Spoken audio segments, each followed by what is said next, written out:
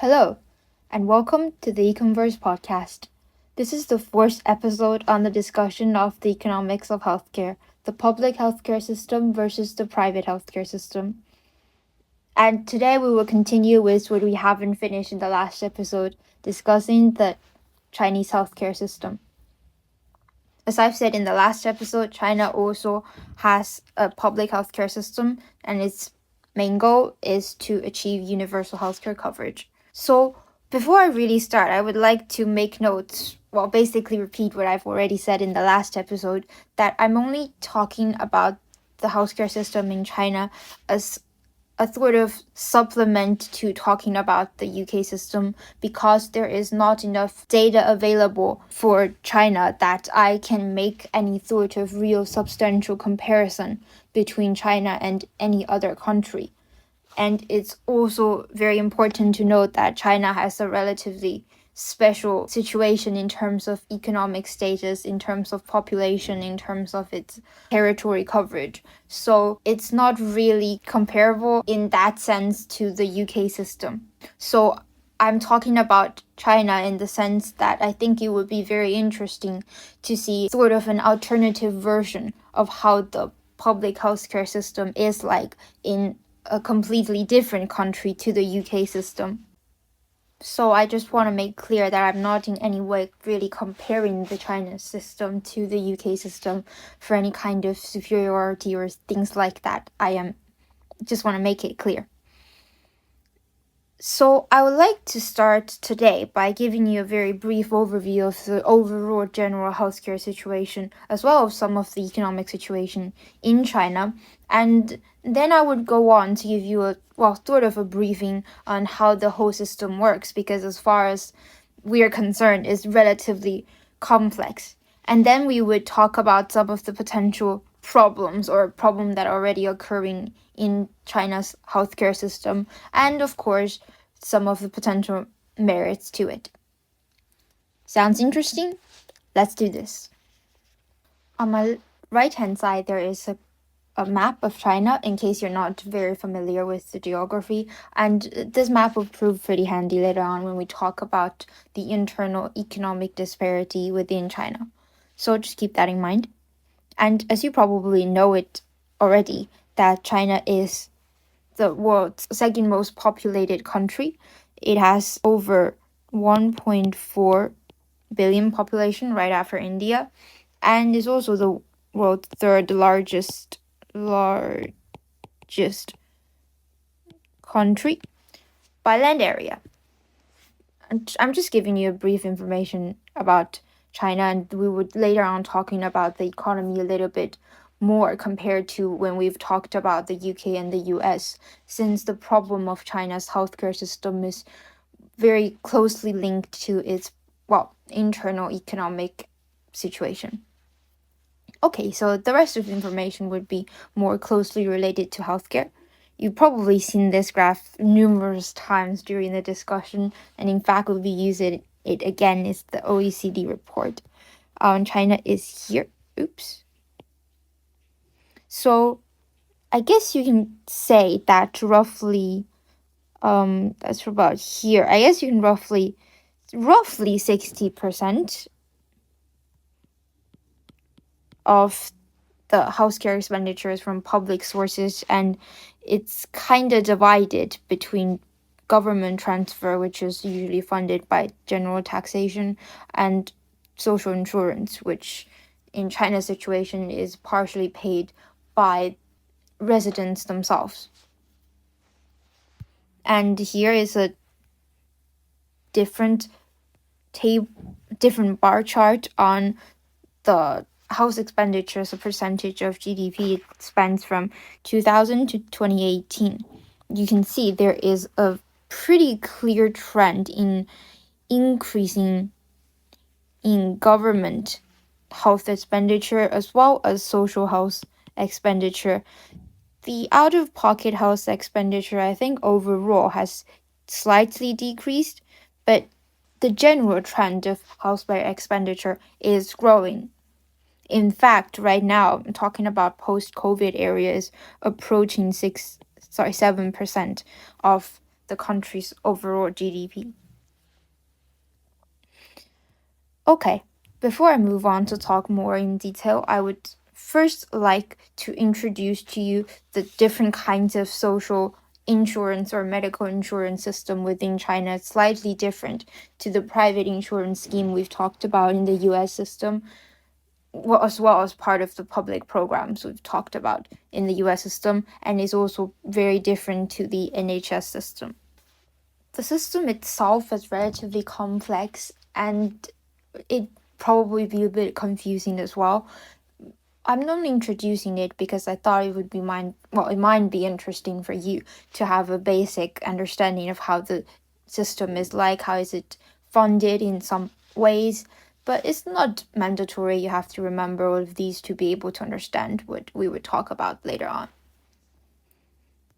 So, as you saw in the bar chart before, that is partly funded by government transfer, and probably half, the other half is funded by social insurance scheme. So China basically has two insurance scheme. We have the urban employee basic medical insurance. Name is quite long. It covers the urban residents who are employed. There are different social poolings. Right here, social poolings in concern of different kinds of basically different kinds of group of people who are having a different pay. So the amount they pay for their medical insurance is in respect to how much money they make. Well, under that, we have the most common pooling would be the integrated social pooling and medical saving accounts. Gosh, that's long. Integrated social. I'm just going to write integrated social pooling just to save time. And then you have the solitary pooling. You have low level social pooling. So the first group would be including all what the government referred to as the formerly employed or employed by various companies. And the solitary pooling and the low level social pooling would be referring to people with low income and people are, self-employed. I want to focus on this part because it's the majority, and also it's very important, is one of the primary source of revenue for funding the healthcare system. So this is basically paid by the employer, actually. Traditionally or previously, that the employer would pay 70% to basically the big healthcare scheme, and then there would be 30%. Well, let's say this is an individual. This would be paid to the individual's MSA, medical saving account. The individual would also pay a part of his or her salary into this medical saving account, is in respect to their salaries. However, I think the latest news is that the medical saving account has been cancelled. So I'll erase it here to say that this is mostly paid by the employee, and the individual would also now be paying to this account as well, to the latest update, I think. And then there are another type is the urban rural resident medical insurance.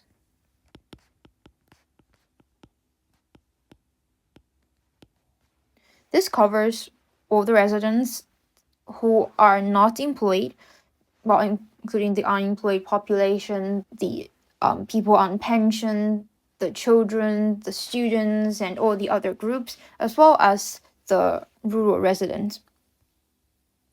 It's important to note that the first one, the urban employee basic medical insurance, is mandatory, whereas the urban rural resident medical insurance is voluntary.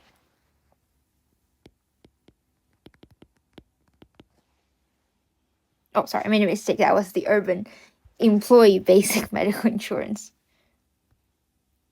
But anyway, both accounts it's, I guess you can say, conditional in the sense of using it, that you have to have paid into the account to be able to use it later on during when there is a medical need.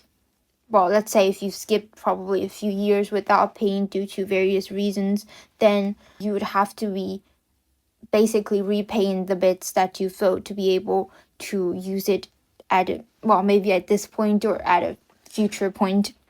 So at this point, it's quite different to the UK NHS, which is free at the point of use, and it is unconditional regardless of any kind of contribution you've made to the NHS or not. Well, one of the merits of such a system would be, well, just like all the other universal healthcare systems around the world, China has achieved an over 90% coverage. In addition to the two main medical insurance programs, there are also what was called the medical assisted program, which are basically for people who, for various reasons, are unable to pay for the main two medical insurance programs, and this is for providing medical assistance for these people basically left out of the insurance coverage. Okay, painful part's over? Well, not yet. I have a timeline here which just shows the general development of China's healthcare system. It's kind of, well, also some of the important economic events. As you can see, China is not like the US or the UK, which has a healthcare system deeply rooted into its own basically historical development. China has, in that sense, a kind of different development history, and it has also undergone numerous reforms throughout. The timeline only outlined the more important reforms. In fact, there are various reforms that are not included. Just to give you a basic overview. Okay, more important bit. This is a diagram of the basically 4 administrative layer of the China healthcare system. I know it looks awfully complex. It is indeed awfully complex. It is similar to the UK system. It's also a top-down administrative system, but well, we still have the UK diagram here. It's, well, basically a lot more complex than the UK system. You have in charge of the finance, in charge of the service, in charge of medical education, in charge of food and drug safety. Well, and each are conducted on different, some is the national level, some is the provisional level, some is the prefecture or municipal level, or sometimes is the city and district level, and there is the township level. The complexity of such an administrative system is, I think, to an extent understandable considering the sheer size of population of China. But it creates a problem of basically an obstacle in terms of administration. A lot of the system, as you can see, are in parallel to each other, leading to some parts of the medical system being basically the subject to multiple layers of administration, where other parts of the medical system are not really covered by any authority in administrative system. And since a lot of administrative authorities are existing in parallel to each other, they sometimes have competing interests or competing incentive that not really results in different departments working in a proactive way. Well, actually, one of the problems, I would write it here, is fragmented system. We'll see this problem play out later on into the whole big problem of China's healthcare. If you recall from the last episode that I've asked you to keep in mind the primary and secondary healthcare in the UK, let me find the diagram. Here, the primary care and the what they call it specialist care or secondary care.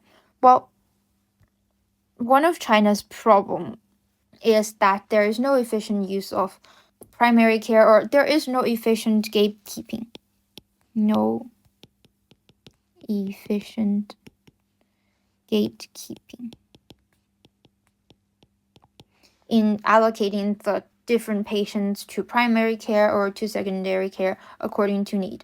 The general physician practice in China is very uncommon, that people would tend to go to big public hospitals to seek specialist care for, I guess you can say, things that according to the Western standard are within the ability of a general physician to treat. Here would be, basically how the healthcare system is funded. You have general tax revenue and local tax revenue distributed between them. This is also pretty complex. I'm not going to go into any detail of this.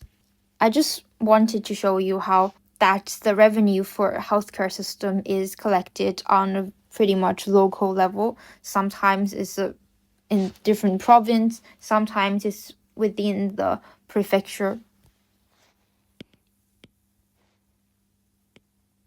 Well, let's say revenue, not fund. Revenue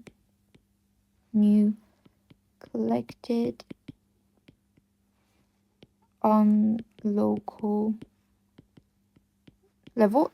Well, strictly speaking, there is distribution subsidy coming from the government, but the social insurance, the medical insurance that we've talked about earlier, are collected on a local level.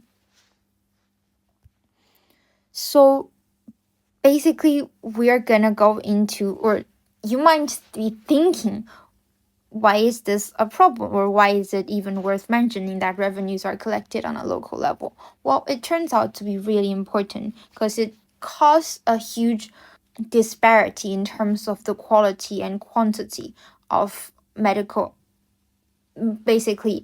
service provided across different regions of China. But as I've said in the earlier, that this problem is basically a mirror of China's overall economic problem on the geographical and economical disparity. Okay, before I go on to talk about it further, I would like to note that the reference, my graph and the data that I'm sourcing from, usually I would have a little footnotes on, where the graph coming from, but these two are taken from essays and reports, so the sources are not cleared. I would later on attach the reference link in the description of the video below. The two diagrams that you saw earlier talking about the healthcare revenue and healthcare system are from a report in the Healthcare Open Report on the Elsevier, and the graph that I'm going to use later on are from Nature. I would attach the reference. You can check it out yourself if you're interested. So one of the main big problem of China's economy is this geographical and economical disparity. Well, across the entire country, I guess you can say. I have two pretty nice diagrams here analyzing basically the trend of how the inequality has been, well, in some case, increase, decrease across multiple dimensions. There is the GDP per capita, there is the disposable income per capita, rate of high school graduate, density of physician, unemployment rate, living space, and so on. But it would require a little bit of statistics skills to be able to really understand what this graph is talking about. So the first one, as you can see, is an evolution of population weighted. So it has been adjusted for the local population, coefficient of variation for different indication. So what is really saying that if there is no variation or completely equal, it would be 0. Spanning to 1 would be really unequal, sorry. So there would be a huge variation in the terms of which, however, standard, for example, GDP per capita across China. As you can see, for most of the graphs that the trend, it's still decreasing. The general trend is decreasing. However, for certain dimensions, for example, patent per capita, it's still above 0.8 until 2020. So it's still pretty high. The density of physician has decreased. I have a more, I guess, older data about 2018. There is about 2.59 physician per physician per 1,000 population. However, in reality, that this data is ranging from 4.01 to 1.82 physician per 1,000 population. So I know there's not a lot of data available, but I just want to give you a feeling of how the gap between one region in China to a different region of China could be in terms of their economic status. Here again is, like, I guess to you it looks like the same diagram, but actually it's not. This is for the Moran's eye for different indicators. This would require, I guess, a higher level of statistics skills to be able to understand. It's not really relevant to what we're talking about, not that relevant to what we're talking about, but I just thought it was really interesting for the research to introducing this idea of, I guess you can say, spatial clustering of population, and has that kind of influence on their economic performance. The Moran's eye is just a measurement of spatial autocorrelation. It actually gave a very, very cool graph, I guess you can call it, to demonstrate the difference or the impact of spatial clustering that is not captured by our I guess more traditional measuring, for example, Gini coefficients, on basically economic performance or the economic impact, economic status of a region. For example, here, that situation A, B, C, and D has a different distribution of population. For example, for situation A, that it's highly clustered in one area, whereas in section C and D is random and dispersed distribution. However, if you notice that the variance are the same, the Gini coefficient is calculated to be the same. However, only the Moran's eye is able to capture the spatial influence on the data from a quantitative level. So this is just showing you the geographical economic disparity from region to region. That's really all you need to know. I just thought it was cool to introduce to you this. Okay, so we have this big thing about the geographical and economical disparity. And that leads to a problem, which is, well, we've talked about that, a huge difference in the revenue or fund that is collected.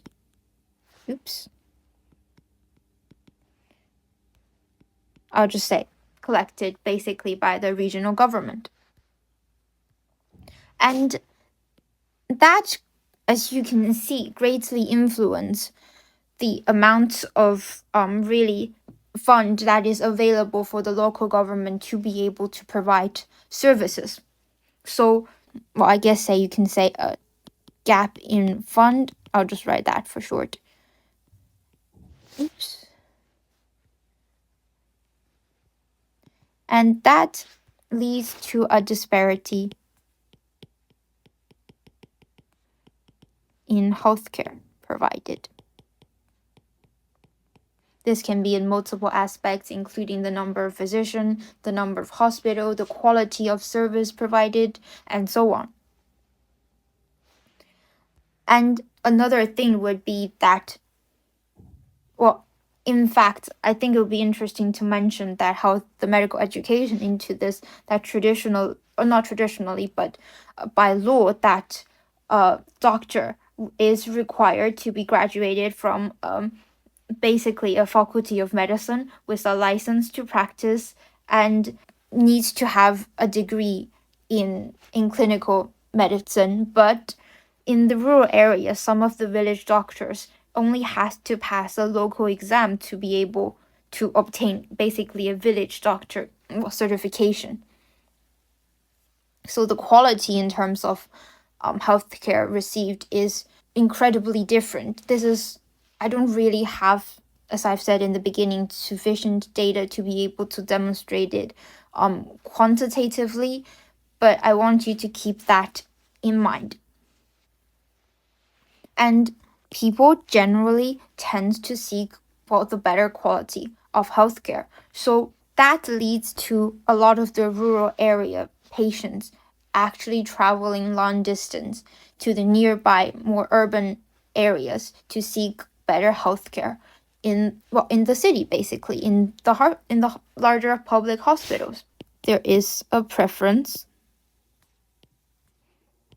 in the public hospital service. However, since there is a difference in administrative layers between one region to another region, one province to another province, there's a difficulty in accessing healthcare when you're traveling from one province to another. So here we have a problem of a neglected medical needs in some part of the population where there is, due to various reasons, maybe their educational background or the amount of assistance that has been provided by the government or the administrative difficulty in obtaining healthcare, basically in a different part of China when they are migrating from one area to another area due to maybe work, maybe education, maybe various other reasons. Also, this, I guess you can say persistent, because research have referred to it as persistent preference in public hospital service. It is partially a result of this lack of GP service in China, whereas the primary the hospital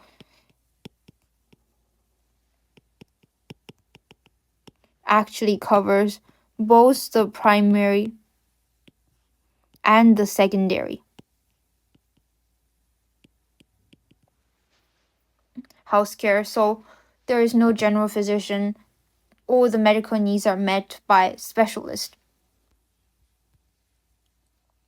That make the government really difficult to reintroduce this general physician service back into the public healthcare system. In fact, way back in 2015, there has been introduction of a general physician program which only requires 3 years of training in addition to the medical degree.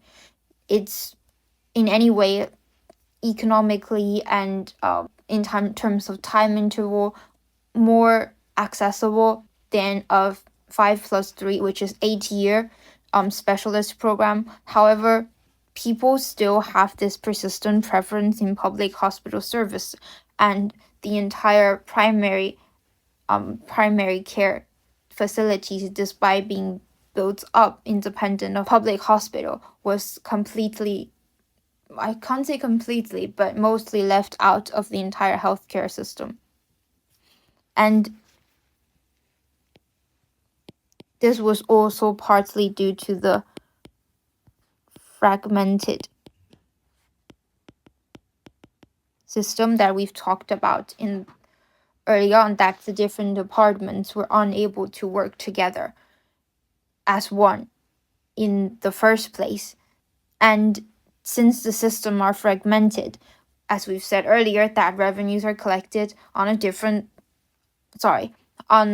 prefectural level or on a province level, we continue to have this geographical economical disparity that continue to feed into the difference in revenue collected, and that continue to determine the gap in fund available to each regional hospital, regional service units, and that continue to cause the disparity in healthcare in terms of physician, in terms of quality of care, in terms of quantity of hospitals.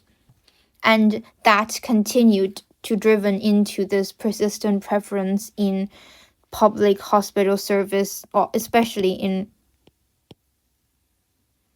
urban area.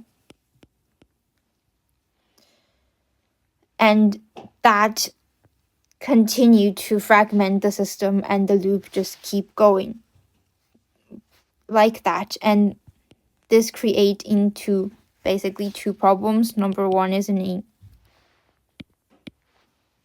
inequality problem, as I've explained earlier, that there's a difficulty to seek medical healthcare when you are crossing the border of a province. And another problem is the high volume. The high volume, high amount of patient in the urban large public hospital service that is basically overloading the public hospital services. So this is, the inequality is a problem, but this is, I guess, I can't say unique, but a more special problem compared to the UK system. It's not a problem in terms of fund or pricing like the US problem, but it's a problem of peculiar use of healthcare resources,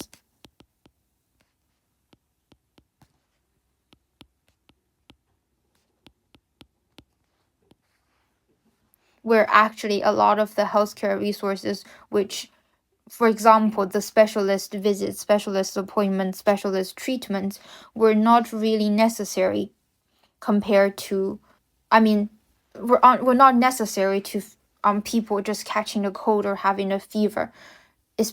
Especially in the more affluent region, there is an overuse, or I guess misuse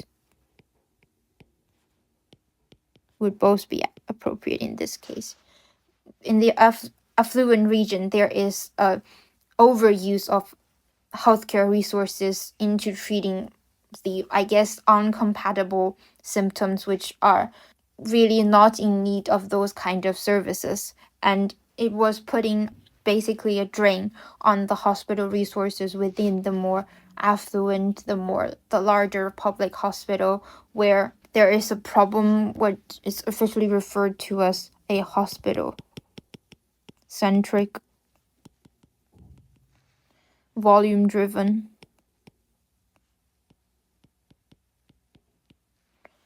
healthcare model. The drain of resources would, well, in the past, I'm citing this as a past problem because it's been regulated right now to, well, I can't say it would never happen again, but it would be to a large extent prevented from happening, that hospitals are charging higher prices in order to basically obtain more revenues. I'm not talking about charging higher prices in the US sense where they raise the price bar, but rather they are prescribing sometimes unnecessary drugs to patients in order to just increase the hospital revenue to fund the whole healthcare system, because it's been overused by local residents as well as residents from probably the nearby region. Okay, I guess that's about it about the entire China healthcare problem. I've talked about the problem. I would also have to give credit on the number of reforms that has been done over the past, I guess, more than 2 to 3 decades in order to integrate the different systems and improve the current situation. Again, I've said it's difficult to give you a statistical analysis of what has been done to improve the situation, but I would still very much like to make a note here.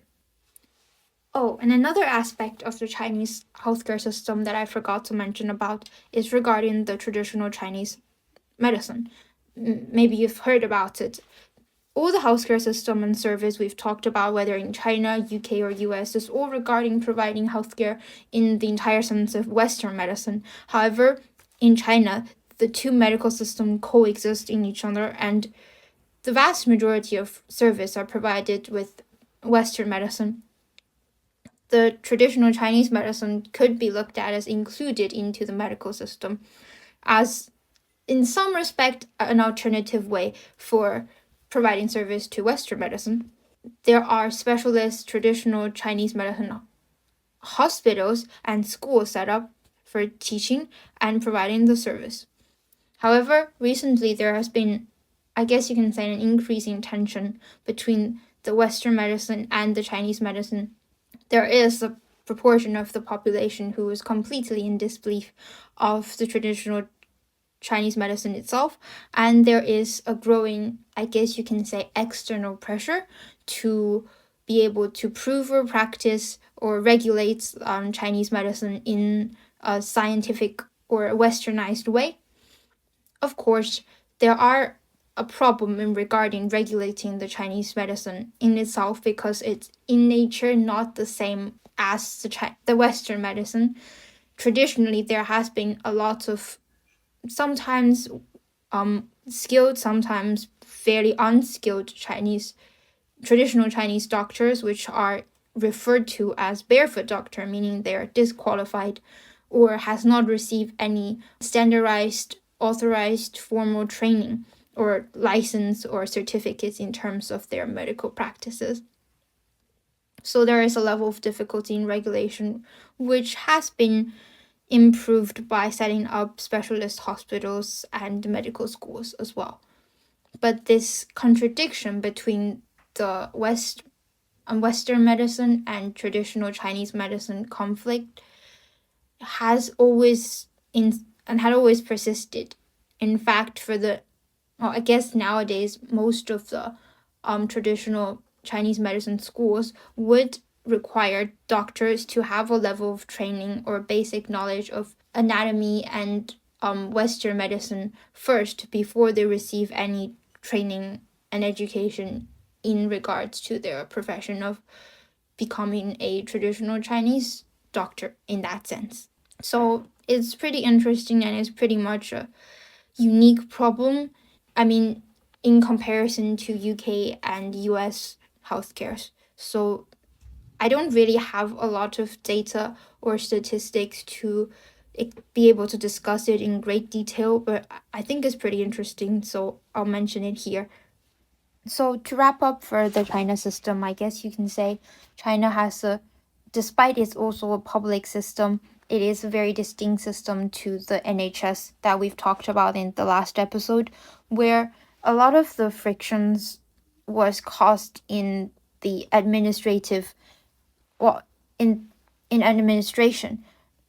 I'm not saying it as a criticism because to an extent it's understandable compared to the UK. China is an enormous country, and in terms of its population size and the territory it covers. So the administrative difficulty comparatively is a lot higher. It's not completely unreasonable to have such a complex medical system. And the different types of population, the urban, the rural, that has been covered or that needs to be covered under the entire healthcare scheme is also comparatively more complex than the UK system. But since there is such a complex system, there is definitely a level of bureaucracy and corruption. But as I've said in the last episode, we cannot really discuss it openly since there is no available data for us to assess the level of corruption and bureaucracy and how it is really impacting the system. So I would use the fragmented system as a more prominent problem, that when there are a lot of departments existing in parallel to each other, despite it's a public system, the departments are acting more or less in a self-interest way, that they have not completely but sometimes different incentive to basically to push for or put forward certain policies. So that causes some of the inefficiency in how the resources are delivered within the system. Also, another big part of the problem, as I've said in the beginning, is basically a reflection of the general economic problem within China, that there is a huge geographical economic disparity. Despite the disparity has been improving significantly, as you can see from the diagram we've given it earlier on, over the past, I guess you can say, 4 decades. However, it still exists between different regions of China. Oh, I forgot to mention you the map. So the yellow bit is the western region, which is generally less economically developed compared to the central, the eastern, and the eastern region. The northeastern region is also not as economically developed as the coastal part. So let me go back to the loop. So this kind of economic disparity across different regions of China has caused this significant difference in the revenue collected. It's just a reflection of the economic status. And that caused the difference in healthcare received in the end, leading to the overall persistent belief into seeking basically healthcare in large public hospital, and the previously lack of primary healthcare resources and facilities had also feed into this belief the problems are interconnected to each other. That basically lead to a situation where there is an inefficiency in allocating the resources, or you can say that there is not enough allocation has actually been done on distributing the resources, since there is no gatekeeping system directing, I'm talking about the general physician part. There is no gatekeeping general physician service that provides a primary diagnose or treatment, or directing the patient to seek a further specialist care. So you can see this is a completely different kind of inefficiency compared to the UK system, where the UK system has a problem in decision making, an inefficiency in decision making that leads to a basically long-term dragging on negative impact on the financial status of the entire healthcare system, spanning, I guess you can say, across the entire nation. And here we have misuse and an overuse of healthcare resources within the system. That is basically a result of piling up problems over the past few years. Another interesting thing that I would like to note here is when we talked about the US system, we've talked about how very closely, almost a free market model of drug pricing could lead to different basically participators in the system acting in a self-interested way, where competition has not really delivered efficiency in allocation of resources, but rather I can't say a market failure situation, but where there is an inefficiency of allocating the resources for such a high prices for the consumers that is negatively impacting the living standard of the local population. The public system traditionally would be thought to prevent such kind of problems. So as we've said in the beginning, that the government was in charge to encourage people, the suppliers and the consumers, to produce and consume the merit goods, which in our case, healthcare. However, both China and the UK system has given us very good opportunity to have an insight on how potentially, despite there is a public administration on behalf of the total population, there still could be various participators within the system where they're acting in a self-interest or I guess in some ways a collective self-interest of a small group of people. In the UK system, it would be the private firms during their PFI cooperation. And on the China part, you could say that the different administrative groups within the system would also be acting in the collective self-interest of a small group of people. So I think it's really interesting to also see how, despite there is a public healthcare system, that particular kind of problem is not necessarily avoided in the way that people might think of it in a system where resources are centrally distributed. It's really easy to talk, well, in the way that we're doing right now, from a third party outsider point of view into analyzing some of the problems that different systems potentially have. But the amount of administrative difficulty in designing the system and providing, as we've said in the first episode, to encourage consumption of healthcare as a merit goods and to basically stable the price, make sure that it's accessible and affordable by all the population within the country is extremely difficult. And I do want you to appreciate the amount of effort that all of the governments in what we've talked about so far had put into improving the current situation. All right, as I've said in the beginning, I'm not drawing a conclusion on any kind of on really answering the question whether it's private healthcare actually better than public healthcare or vice versa. I just want us to appreciate the difference between the system and how they can have certain efficiencies and inefficiencies as a result of their characteristics in delivering the healthcare resources to the overall population to make sure it is accessible and affordable by all. Okay, I guess that's the end of our discussion on the economics of healthcare. And I'll see you in the next episode with a new different discussion.